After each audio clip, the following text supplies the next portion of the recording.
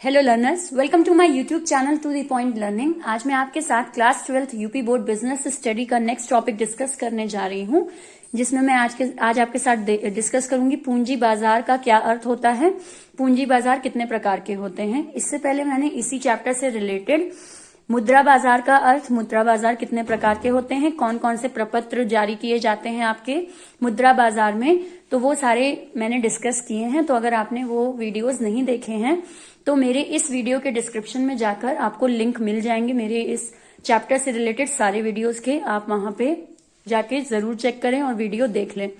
इसके अलावा मेरे चैनल को सब्सक्राइब जरूर कर दीजिए, क्योंकि इस प्लेलिस्ट में मैं आपको यूपी बोर्ड बिजनेस स्टडी के सारे चैप्टर्स समझाऊंगी। तो आपको सारे के सारे चैप्टर्स का जो समरी तरीके के एक्सप्लेनेशन है वो आपको यही मिल जाएंगे। तो वीडियो को सब्सक्राइब जरूर कर लीजिएगा, चैनल को सब्सक्राइब कर लीजिएगा, वीडियो को लाइक जरूर कर दीजिएगा अगर आपको समझ में आए। तो स्टार्ट करते हैं पूंजी बाजार का अर्थ, यानी मीनिंग ऑफ कैपिटल मार्केट। पूंजी बाजार से आशय ऐसे बाजार से है जहां दीर्घकालीन प्रतिभूतियों का क्रय विक्रय किया जाता है, यानी यहाँ पे वो प्रतिभूतियां, वो सिक्योरिटीज बेची और खरीदी जाती हैं जिन्हें एक साल से ज्यादा समय के लिए खरीदना या बेचना है। अब जैसे मेरे पास पैसा है और मैं उस पैसे को कहीं निवेश करना चाहती हूँ और मैं ऐसे समय के लिए निवेश करना चाहती हूँ जो एक साल से ज्यादा का हो, यानी मैं अपने पैसे को लॉन्ग टर्म के लिए कहीं इन्वेस्ट करना चाहती हूँ, निवेश करना चाहती हूँ, तो उसके लिए मैं कहाँ जाऊंगी? मैं कैपिटल मार्केट में जाऊंगी, यानी वहां पे मैं अपनी प्रतिभूतियों को बेचूंगी या वहां अपने पैसे को निवेश करके प्रतिभूतियां खरीदूंगी जहां वो दीर्घकालीन समय के लिए बिके। यह बाजार दीर्घकालीन वित्तीय आवश्यकताओं को पूरा करने में मदद करता है, क्योंकि यहाँ पे आपकी प्रतिभूतियों को बेचा और खरीदा जाता है। तो जिस भी बिजनेसमैन को पैसे की आवश्यकता होती है वो इस बाजार की मदद लेता है, और लंबे समय के लिए पैसे की आवश्यकता होती है तो इस बाजार की मदद लेता है। एक साल से ज्यादा समय के लिए यहाँ पे प्रतिभूतियां खरीदी और बेची जाती हैं। ये इसमें मेन चीज है जो आपको पूंजी बाजार से मुद्रा बाजार को बिल्कुल अलग करने में सहायता करेगी। जो हमारा मुद्रा बाजार था वहां पे हम प्रतिभूतियों को केवल एक साल के लिए, ज्यादा से ज्यादा एक साल के लिए ही कहीं बेच या खरीद सकते थे, लेकिन यहाँ पे हम उसे लंबे समय के लिए 3 साल, 5 साल, 10 साल, 15 साल, इस तरीके से हम प्रतिभूतियों को खरीद और बेच सकते हैं। इस बाजार में क्रय विक्रय किए जाने वाली विभिन्न प्रतिभूतियों में मुख्यतः अंशों एवं ऋण पत्रों को सम्मिलित किया जाता है। अब यहाँ कैपिटल मार्केट में किस तरह की प्रतिभूतियां बेची और खरीदी जाती हैं, तो उनके नाम हैं अंश और ऋण पत्र।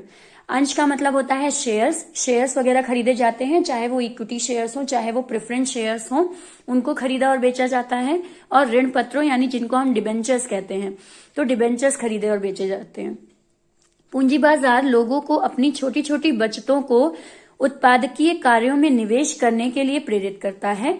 जिनके पास स्मॉल सेविंग्स हैं, छोटी छोटी बचतें जिनके पास हैं, जैसे हम और आप हैं, तो अगर हमें कहीं अपने पैसे को यूजफुल जगह लगाना है जहां से मैं चाहती हूँ मुझे लंबे समय तक पैसा मिलता रहे, तो फिर मैं कहाँ ये पैसे को यूटिलाइज कर सकती हूँ, इसका इस्तेमाल कर सकती हूँ। वो मेरे पास बैंक में पड़ा रहे या मेरे पास घर में पड़ा रहे तो वो वहां से मुझे इतना प्रॉफिट नहीं मिलेगा। लेकिन अगर यही पैसा उठा के मैं कहीं सिक्योरिटीज में यानी प्रतिभूतियों में लंबे समय के लिए, दीर्घकालीन समय के लिए निवेश कर देती हूँ, तो वहां से मुझे ज्यादा रिटर्न मिलेगा, ज्यादा पैसा लौट के मिलेगा। तो ये आम जनता की छोटी छोटी बचतों को एक उत्पादकीय कार्यों में लगा देता है। इससे एक और कोषों को उचित आय प्राप्त होती है, यानी कि जो सेविंग्स हैं वो अच्छे से यूज हो पाती हैं, और दूसरी ओर अर्थव्यवस्था का विकास होता है। हमारे देश की अर्थव्यवस्था भी बढ़ती है, क्योंकि शेयर के दाम जितने ज्यादा बढ़ते हैं, लोग अपनी सेविंग को जितना ज्यादा, बचतों को जितना ज्यादा इन अंशों को खरीदने और बेचने में इस्तेमाल करते हैं, तो वो आपका पैसा उतना ही ज्यादा एक अर्थव्यवस्था को ऊपर के स्थान तक पहुंचाने में सहायता करता है। क्योंकि ये शेयर्स जितने महंगे होंगे, शेयर्स के दाम जितने ज्यादा बढ़ेंगे, उतना ही ज्यादा हमारी अर्थव्यवस्था भी ऊपर उठेगी। इसका मतलब क्या है कि शेयर्स के दाम बढ़ रहे हैं, यानी बिजनेसमैन की इमेज, बिजनेसमैन का बिजनेस उतना ही ऊंचा होता जा रहा है, उसका प्रॉफिट उतना ही बढ़ता जा रहा है, और जब उसका लाभ बढ़ता जा रहा है तो इससे देश को टैक्स वगैरह ज्यादा मिलने लगता है, इमेज बहुत अच्छी हो जाती है। तो इसलिए अर्थव्यवस्था को सुधारने में भी हमारे शेयर मार्केट का बहुत बड़ा रोल है, जिसमें पूंजी बाजार बहुत बड़ी सहायता करता है, क्योंकि ये दीर्घकालीन प्रतिभूतियों का लेन देन करवाता है। तो ये आपका अर्थ हो गया कैपिटल मार्केट का यानी पूंजी बाजार का।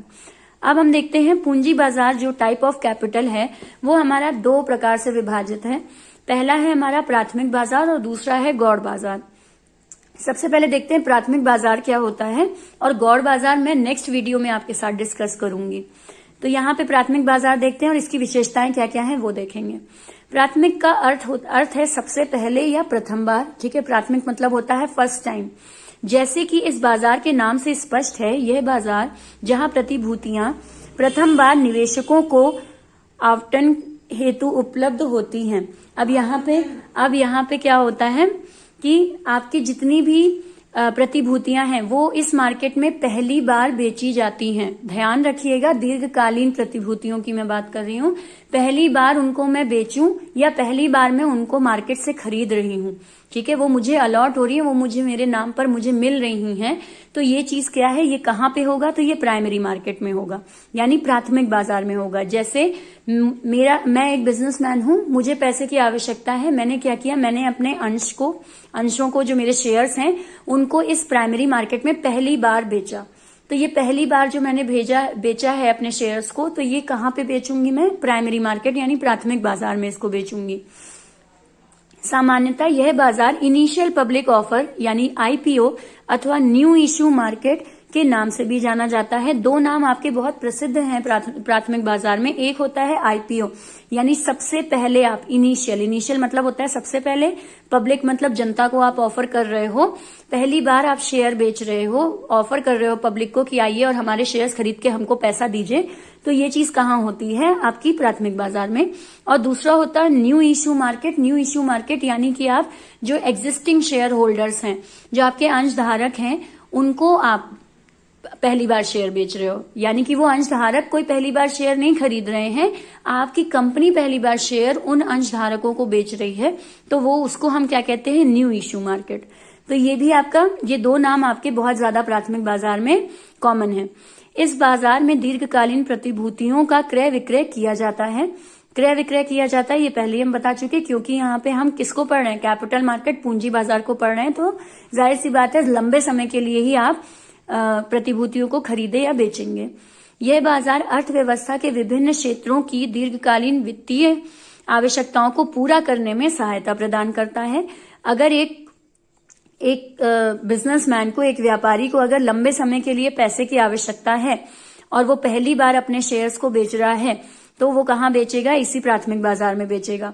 तो अगर किसी को लंबे समय के लिए कहीं पैसा जमा करना है या किसी को लंबे समय के लिए पैसे की आवश्यकता है, तो वो दोनों ही कहाँ आएंगे, इस प्राथमिक बाजार में आएंगे। इस बाजार में व्यवहार की जाने वाली प्रतिभूतियों को मुख्यतः अंशों एवं ऋण पत्रों को सम्मिलित किया जाता है। पहले ही हम बता चुके कि कैपिटल मार्केट के एग्जाम्पल क्या होते हैं, आपके अंश होते हैं और ऋण पत्र होते हैं, यानी कि शेयर्स और डिबेंचर्स ही खरीदे और बेचे जाते हैं। तो ये आपको तो प्राथमिक बाजार में भी शेयर्स और डिबेंचर्स को ही सम्मिलित किया जाता है। यह बाजार लोगों को अपनी छोटी छोटी बचत उत्पादकीय कार्यों में निवेश करने के लिए प्रेरित करता है। यहाँ पे भी आपका यही होता है कि एक छोटी सेविंग करने वाला व्यक्ति अपने पैसे को इन जगहों पर यानी इन प्रतिभूतियों को खरीदने में निवेश करता है अपने पैसे को। तो ये छोटी छोटी बचतें वेस्ट ना चली जाएं, आपकी बेकार ना चली जाएं, तो वो यहाँ आकर यूज हो जाती हैं। इससे एक और कोषों को उचित आय प्राप्त होती है और दूसरी ओर अर्थव्यवस्था का विकास होता है। वही जो अभी हमने कैपिटल मार्केट में आपको पढ़ाया, वही चीज आपकी यहाँ पे भी रिपीट होती है कि हमारी आय का एक उचित यूज हो जाता है, हम उसका इस्तेमाल एक अच्छी जगह कर लेते हैं और साथ साथ इससे हमारे देश की अर्थव्यवस्था का भी विकास होता है। अब दूसरा आते हैं हम प्राथमिक बाजार की विशेषता, यानी यही जो प्राथमिक बाजार मैंने आपको पढ़ाया, इसकी क्या क्या विशेषताएं हैं।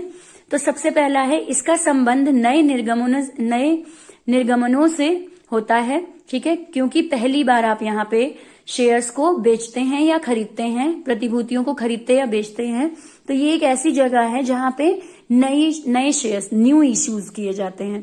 प्राथमिक बाजार में सर्वप्रथम नई भूतियों का निर्गमन होता है। नए अंश ऋण पत्र सर्वप्रथम इस बाजार में निर्गमित होते हैं। यानी ये वही बाजार है जहां पे आपके शेयर्स और डिबेंचर्स को पहली बार बेचा जाता है, इसलिए ये प्राथमिक सार्वजनिक प्रस्ताव कहलाता है। इसीलिए हम प्राइमरी मार्केट को यानी प्राथमिक बाजार को आईपीओ भी कहते हैं, क्योंकि यहाँ पे सबसे पहले आपकी प्रतिभूतियों को ऑफर किया जाता है आम जनता के खरीदने या बेचने के लिए। इसका कोई निवेश, दूसरा पॉइंट है आपका, इसका कोई निवेश स्थान नहीं होता। अब मैं इतनी देर से वीडियो में बता रही हूँ ये बाजार होता है, बाजार होता है, बाजार होता है, लेकिन ये कोई एक स्पेसिफिक जगह नहीं है कि हम यहाँ अपने घर से निकले, हम उस बाजार में गए और हमने जाके शेयर्स खरीद लिए, या हमने जाकर हमने पैसा किसी से शेयर बेचकर ले लिया। नहीं, ये कोई जगह नहीं है, एक समझिएगा, ये कोई स्थान नहीं है। मैं जहां पर भी, जिस भी जगह पे नए शेयर को या नए डिबेंचर्स को खरीदूं या बेचूं, वही स्थान क्या हो जाता है, प्राथमिक बाजार हो जाता है। जैसे अगर ये काम आपका स्टॉक मार्केट में हो रहा है, या फिर अगर मैं कहूं कि ये काम आप बैंक में कर रहे हो, या ये काम आपने किसी ऑर्गेनाइजेशन के अंदर जाके किया, तो वही जगह फिर क्या हो जाती है, आपकी प्राथमिक बाजार हो जाती है। तो इसकी कोई स्पष्ट स्थान आपका नहीं होता है। तीसरा पॉइंट, यह गौण बाजार से पहले आता है। गौण बाजार मतलब सेकेंडरी मार्केट। तो प्राथमिक बाजार यानी प्राइमरी मार्केट कब आएगी, सब पहले ही आएगी गौण बाजार से, कि पहले आप अपने नए शेयर को कहाँ बेचें, इस प्राथमिक बाजार में, उसके बाद ही आप उसको गौण बाजार में बेच सकते हो। प्राथमिक बाजार में व्यवहार पहले होते हैं और उसके बाद गौण बाजार में व्यवहार किए जाते हैं। चौथा पॉइंट है आपका, इसमें पूंजी एकत्रित करने की कई विधियां हैं। प्राथमिक बाजार में पूंजी एकत्रित करने के लिए निम्नलिखित विधियां प्रचलित हैं, यानी कि कई तरीके होते हैं आपके यहाँ पे पूंजी को इकट्ठा करने के, सेविंग को इकट्ठा करके कहीं निवेश करने के कई तरीके होते हैं यहाँ। अब वो तरीके आपके कौन कौन से हैं वो भी देखते हैं। पहला होता है पब्लिक निर्गमन यानी पब्लिक इशू। इसके अंतर्गत कंपनी प्रविवरण यानी प्रोस्पेक्टस जारी करती है। एक वर्ड होता है आपका बिजनेस में प्रोस्पेक्टस। जब आप शेयर पहली बार बेचते हैं तो आपको एक प्रविवरण इशू करना होता है, ठीक है। जिस कंपनी को शेयर बेचने होते हैं वो एक प्रोस्पेक्टस, आप समझ लीजिए, एक पत्र न्यूज वगैरह के द्वारा बेचती है, छपवाती है, जिसमें वो अपनी कंपनी के बारे में सब कुछ लिखती है, उसे पैसे क्यों चाहिए ये लिखती है, उनके शेयर्स कितने में बिक रहे हैं ये लिखती है, कब तक के लिए शेयर्स बिक रहे हैं ये, यानी जो भी आपको बेसिक डिटेल चाहिए है अपने पैसे को निवेश करवाने के लिए, यानी आप कंपनी के बारे में जो बेसिक चीजें जानना चाहते हैं वो बेसिक चीजें आपको इस प्रविवरण में मिलती हैं, जिसे हम प्रोस्पेक्टस भी कहते हैं।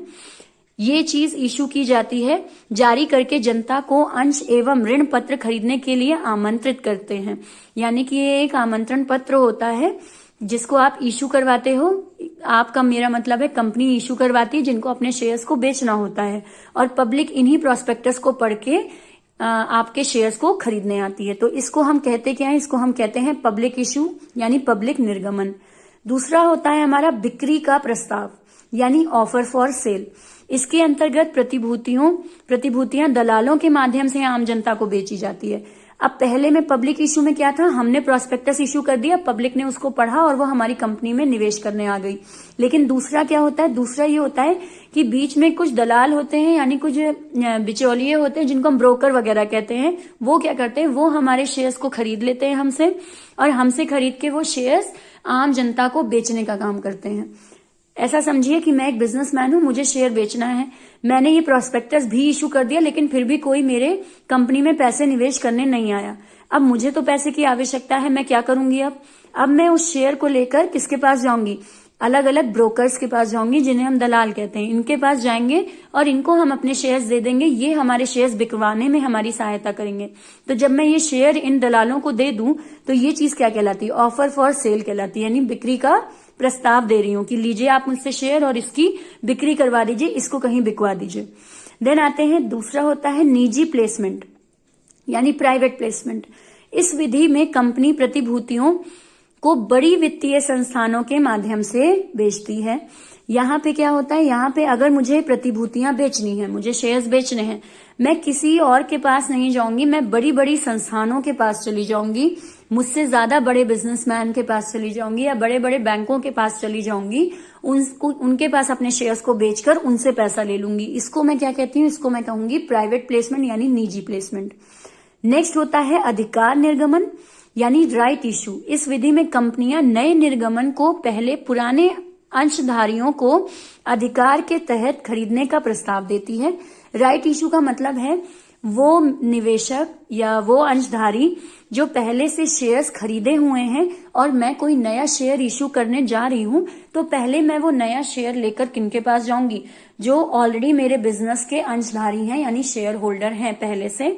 सबसे पहले मैं प्रतिभूतियां लेकर इनके पास जाऊंगी, इनसे कहूंगी कि आप मेरे शेयर्स को खरीद लीजिए। तो ये चीज क्या होती है? ये चीज होती है राइट इशू। ये इनका अधिकार होता है, अंशधारियों का अधिकार होता है कि जब भी कंपनी पहली बार कोई नया शेयर इशू करती है तो पहले वो अपने एग्जिस्टिंग शेयर होल्डर यानी जो ऑलरेडी इनके शेयर होल्डर अंशधारी हैं, पहले उनको ये शेयर्स ऑफर किया जाता है कि आप शेयर्स खरीदना चाहते हो कि नहीं। अगर वो मना कर देते हैं तब आप पब्लिक को, आम जनता को शेयर बेचने के लिए बाहर जाते हैं, वरना आप अपने ही कंपनी के अंशधारियों को शेयर बेच देते हैं। इसको हम क्या कहते हैं? इसको हम राइट इश्यू यानी अधिकार निर्गमन कहते हैं। और आखिरी इंस्ट्रूमेंट आपका होता है इलेक्ट्रॉनिक प्रस्ताव यानी कि इलेक्ट्रॉनिक ऑफर। इसमें कंपनियां इलेक्ट्रॉनिक माध्यम से प्रतिभूतियां जारी करती है। यहाँ ऑनलाइन प्रार्थना पत्र स्वीकार किए जाते हैं। यहाँ पे क्या हो जाता है? ये जो हम काम करते हैं पब्लिक इश्यू वाला, जहाँ पे हमने प्रोस्पेक्टस इश्यू किया, प्रविवरण इशू किया, पब्लिक को हमारे बारे में पता चला, वो हमारे पास आई, उसने हमारी प्रतिभूतियां खरीदी, ये सब कुछ ऑफलाइन होता है। बस यही चीज अगर हम कंप्यूटर पे करने लग जाएं तो वो क्या कहलाता है? इलेक्ट्रॉनिक प्रस्ताव। ठीक है, वहां पे भी मैं इलेक्ट्रॉनिक वे में अपना प्रोस्पेक्टस इशू करूंगी। जो भी निवेशक हैं वो इलेक्ट्रॉनिक यानी वो अपने कंप्यूटर पे या अपने मोबाइल पे इस प्रोस्पेक्टस को पढ़ लेंगे और इलेक्ट्रॉनिकली ही वो मेरे शेयर्स को खरीद लेंगे और मुझे पैसा अकाउंट के माध्यम से, ई कॉमर्स के माध्यम से मुझे बेच देंगे, यानी मुझे पैसा दे देंगे। तो ये चीज आपकी क्या कहलाती है? इलेक्ट्रॉनिक प्रस्ताव। तो ये इतने सारे ये इनके क्या होते हैं? अलग अलग विधियां हैं जो कि आपके प्राथमिक बाजार में चलती हैं। तो आज हमने जो टोटल पढ़ा वो क्या पढ़ा? प्राथमिक बाजार क्या होते हैं, उनके फीचर क्या होते हैं, इसके अलावा कैपिटल मार्केट क्या होता है यानी कि आपका पूंजी बाजार क्या होता है। अब नेक्स्ट वीडियो में हम पढ़ेंगे गौड़ बाजार क्या होता है और उसकी विशेषताएं क्या हैं। तो अगर आपको वीडियो अच्छा लगा हो, समझ में आया हो, तो लाइक का बटन जरूर क्लिक करें। बेल आइकन पे क्लिक कर दीजिएगा सब्सक्राइब करने के साथ साथ, ताकि नोटिफिकेशन तुरंत आपके मोबाइल पे आ जाए जैसे ही मैं वीडियो अपलोड करूं। बाकी मेरे चैनल को शेयर करें, लाइक करें, ज्यादा से ज्यादा आप फ्रेंड्स के बीच शेयर करें मेरे चैनल को, ताकि आपका जितने टॉपिक हैं वो आपको अच्छे से क्लियर हो सके। बाकी thank you and have a nice day.